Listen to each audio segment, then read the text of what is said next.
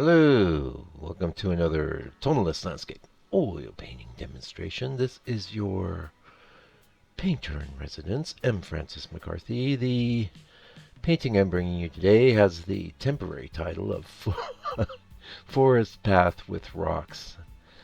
And you'll be glad to know that this 14-minute video has been sped up almost 30 times. This one took a while for me to do. It was very complex and the kind of scene that I just wouldn't have been able to manage probably even till this year, to be honest. And why, you say? Why? Well, all this complex foreground stuff usually is something I've tanked on in the past. There was a bunch of ferns and rocks. I've recently gotten much better at painting rocks. The ferns, I had a strategy, and I'm very happy with the end result. I think you would have seen it with the little thumbnail at the beginning of the video, so you have an idea where we're headed. Um, so what am I doing right now? Well, I'm working on masonite, also known as hardboard, and here in New Zealand they call it hardboard. It's been prepped with 2 coats of transparent gesso. And at the moment, you see me working out my drawing with, I believe I'm using lamp black or ivory black. Same difference as far as I'm concerned. Now, one of the things that was really giving me some trepidation was these areas in the back you see me doing, and it ended up being like no big deal, but because of in the photo reference, there's detail all the way back. The simplifying of that, there was so much epic simplifying that had to go down for this painting. It's not even funny, and it still took me, almost longer than any painting I've done, I have to say. Though a lot of that's a factor of the size. I've got room to work and maneuver. Um, but it's the complexity, and it's still my finished painting has quite a lot of elements to it, but far less, far less complex than the actual photo itself would have been. And I have to say, I'm really very happy with this painting, and I've had the reference ready for quite a while. I just had to kind of gird my loins, so to speak, and I'm really thrilled with the way it came out. I can't wait I'm going to give it a week or two, and then I'm going to hit it with the liquid and,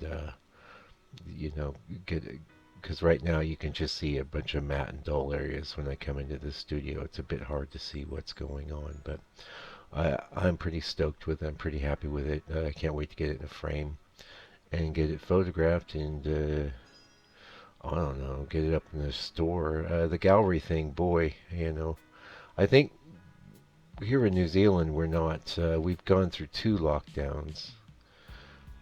Whether there's a third on the horizon or not, I don't know. But the gallery thing's been, a bit of a thing. And I have been kind of working with galleries less and less. There's not that many super awesome ones here in Northland where I live. Um, And let's face it, just like every other artist, probably just like you, I'm always shy about approaching galleries. And, um, well, this is why I'm putting a lot of my efforts online. So I put a lot of my efforts in the YouTube channel and into my own store, because there's a whole world out there that can be reached with my work. And the place I live here is, one of the most remote places on the planet. Now we have civilization, we have internet, we have cable TV, we have everything you would want, which is, I have to say, it is the most remote civilized place on the planet, New Zealand. Yep. And the Northland part where I live is, pretty, well, the whole population of the entire island is quite Spartan, so, it's a great place to live, but, getting to my point, not a lot of gallery action going on here, and the action isn't going on, probably not enough to support a career. Anyway, So what are we doing now? Well, my strategy is usually get my drawing done. This would have been another day. And then I like to come in with sky colors. So I did. I put in the lightest colors for the sky. I put that same color in the path because it's very similar to the color in the sky.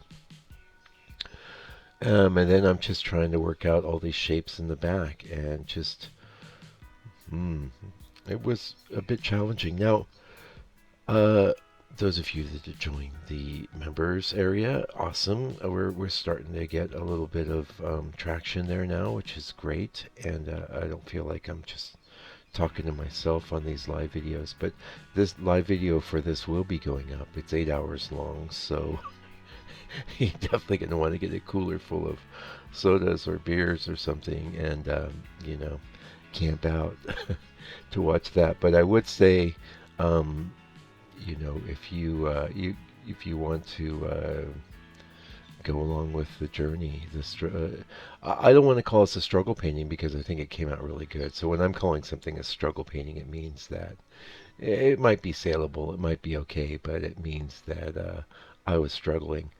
I did struggle on this painting. I struggled quite a lot, but it was really more on the positive side of the equation. I never really got to a point where I was feeling like, oh my God, I can't do this, I can't deal with it, which is great. You take sometimes a little bit of positive, and that's what you need to keep it going, man. You got to keep it going and build on positive after positive after positive. So, because this was such a pretty involved painting, I think I would have stopped with the background, and we're probably into a whole new day now. Yeah, maybe even a whole new week. Yeah, and so it feels a little Spartan now. It's not till I start getting the real richer greens in, and I spend it. For me, it's like, wow, this feels really Spartan. It just kept going and going and going. Because after the trees, right now it looks like I'm doing a little restating of the darks here. I'm going to go after those rocks, and that took a little while. Everything in this painting seemed to take a while, and I can see why.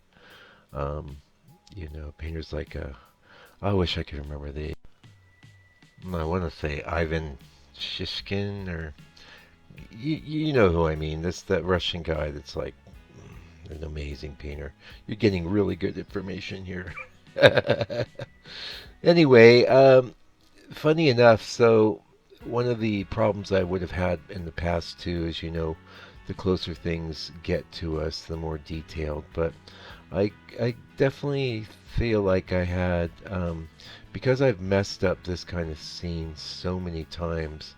Uh, I think I've built up a pretty good foundation of what not to do, and so much of what is involved with doing good paintings is really that sort of negative learning. What you know what not to do because you did it and it didn't work out. And the funny thing is you don't usually realize that while you're painting. Sometimes you need to do a lot of paintings and you start looking back and going, oh yeah, that didn't work, that didn't work, that didn't work.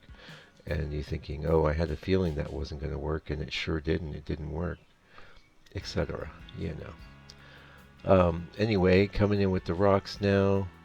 You know, if you tuned into the channel about 2 months ago, I think it's 2 months, real fancy rock painting I did. I've got that in a nice spot in my studio. Quite proud of my rocks.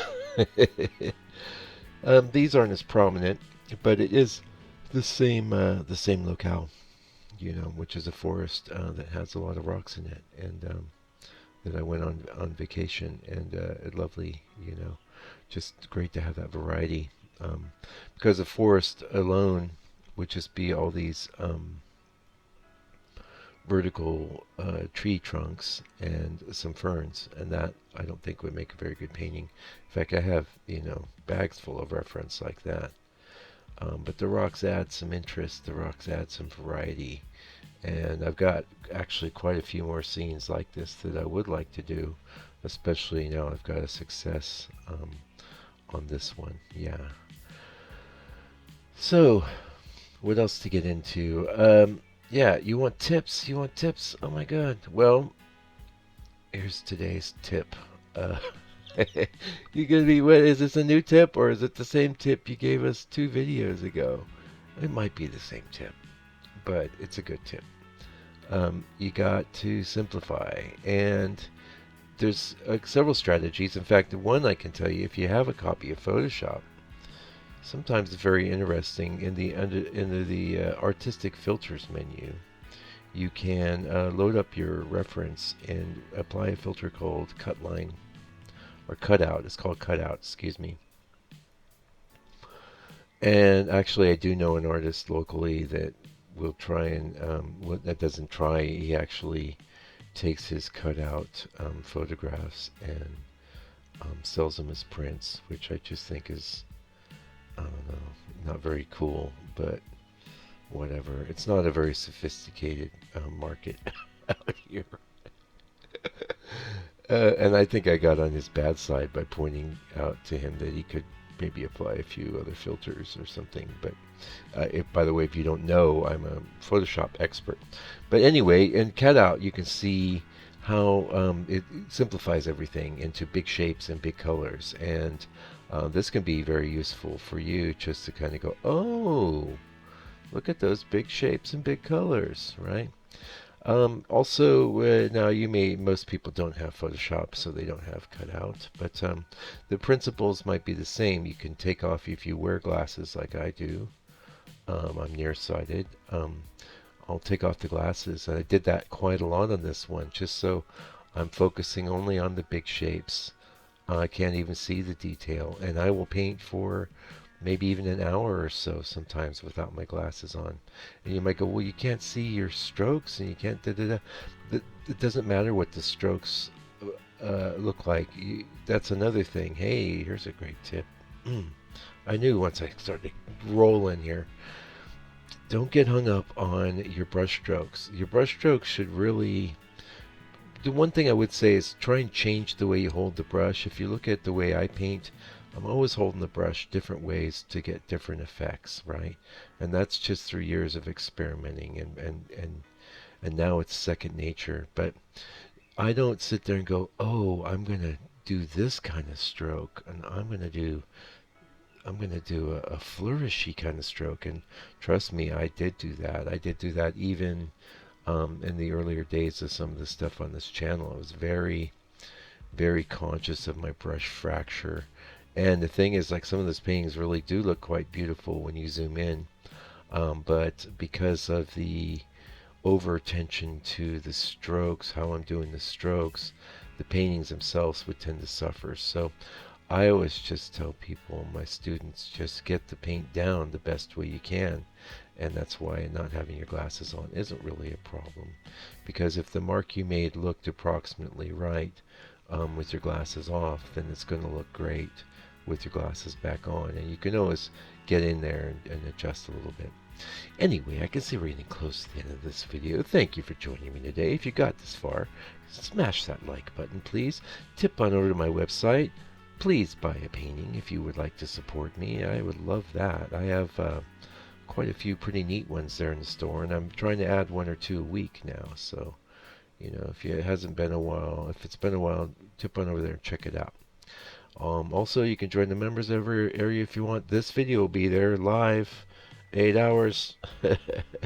Anyway, until I get back with another video, do me a favor, do me a solid. Please take good care of yourself and your family, all your loved ones. Be kind to small children and animals. And take good care and stay out of trouble.